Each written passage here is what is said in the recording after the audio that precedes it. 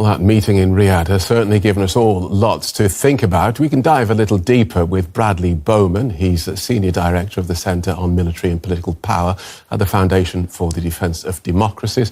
He joins us from Washington. Welcome back to DW. Can we start with your thoughts on what's come out of this meeting, perhaps even starting with the fact that it's happened at all?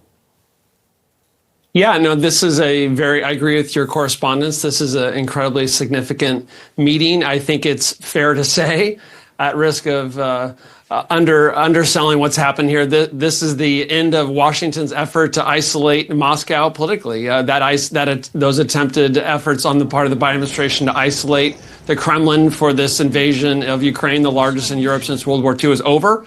And we now have, according to Secretary of State Rubio, an effort to restore some staffing levels at the embassies in Washington and Moscow, create these high-level negotiating teams. And they're even discussing what political, economic concessions might be if a peace agreement is reached, and that you'll have continued engagement between Lavrov and Rubio. So this is all very, very significant. And I think it's very unfortunate that Kyiv was not there in Saudi Arabia.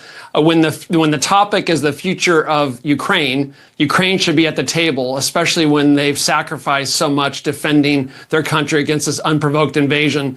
And, I would say, lastly, Putin understands that the United States and our European allies are stronger together. That's why he wants to divide us. And from where I come from, we should not help Putin do that. OK, so that's what Putin wants. What is your reading of what the United States wants? Because to European eyes, this looks like the Trump White House has just gone through a list of Russian demands and said, oh, no NATO for Ukraine. OK, fair enough. And the list sort of goes on.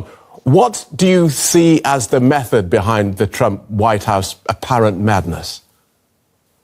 I do worry that the Trump administration is not following the wisdom that Donald Trump put forward in his Art of the Deal book, where he says negotiate from a position of strength. What we've seen over the last few days are various Trump administration officials weakening America's negotiating hand, and some of those were later backtracked. But I think that was unfortunate. You want to go in the strongest place possible.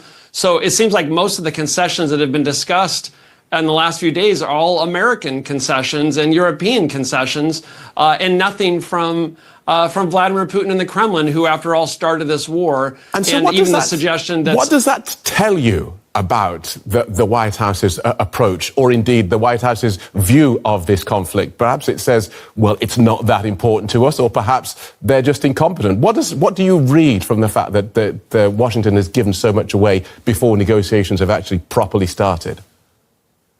The essential strategic idea behind what the Trump administration is trying to do is the following: that American resources are not infinite, and that the number one threat we confront is the People's Republic of China, and we have to do more in the Indo-Pacific, and therefore we have to do less in Europe. There's that, and then President Trump himself wants the war to end. I would say, Mr. President, if you want the war to end, support Ukraine and impose more consequences on Putin and make him wince, and then you're more likely to end the war and get a better outcome. But unfortunately, I think we've seen a little bit of the opposite. How then should Europe react to a future without US defence protection and an emboldened Russia awaiting to gobble up Ukraine and perhaps eyeing more of Europe's landmass? I'd respectfully push back on the premise of your question. The United States is not abandoning Europe. We stand by North Atlantic Treaty in Article 5. What we're talking about here is Ukraine, which is not a NATO member. I agree some of the news is troubling. Europe's going to have to stand up and do more. Countries like Germany are going to have to spend more on defense, like Canada, France. We still don't have all European allies spending the minimum of 2% on defense. That is not helpful at this moment. So they need to follow the lead of Poland and meet their commitments on defense spending, and fast, in my view. And so how does the US make any deal it strikes with Russia over Ukraine? How does it make that deal stick without providing security guarantees? Vladimir Putin doesn't want European or American peacekeepers in Ukraine. We have to ask ourselves, why is that? I think the answer is clear: because he's not done with Ukraine and he's not done with Europe. Why would you have a problem with peacekeepers in Ukraine if you didn't have any further plans for aggression? So I think what Lavrov and Putin are saying just in the last few days should increase, not decrease, our cause for concern. Right. But taking on board what you were saying about this idea of Russia seeking to divide European allies, we are looking at a future where the US has normalized relations with Russia, while Europe is effectively putting itself on a war footing ahead of President Putin's next move. Can those two things cohere while America and Europe remain allies? NATO is America's greatest grand strategic asset. I think we take it for granted at our peril. And I think any efforts in Paris or elsewhere to try to create alternate centers of power are unwise. I think we need to understand that we need each other now more than ever. And we're going to get a far better outcome in Ukraine and Eastern Europe more broadly if we work together and understand that Putin's trying to divide us and we should not help him. Good talking to you. Thank you for talking us through that so clearly. Bradley Bowman from the Foundation for the Defence of Democracies. Thank you so much. Thank you.